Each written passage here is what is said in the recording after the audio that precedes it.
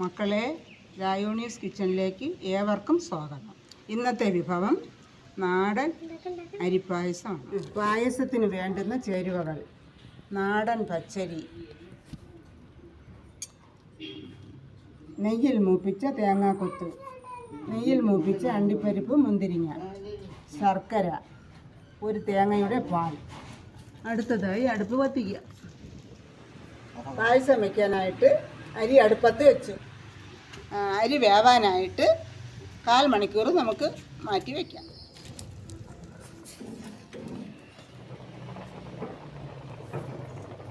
അരി പകുതി വേവായപ്പോൾ തേങ്ങയുടെ 2ാം പാൽ ചേർത്തു.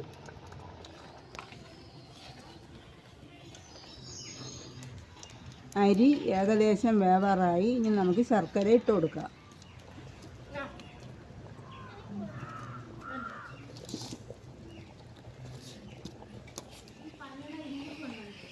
മക്കളെ, പായസം പാകമായി. അതിനുള്ള എല്ലാ ചേരുവകളും അങ്ങ് ചേർക്കുകയാണ്.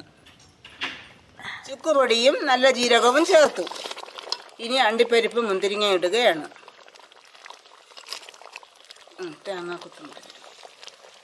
തേങ്ങാക്കൊത്ത് ഇടുകയാണ്.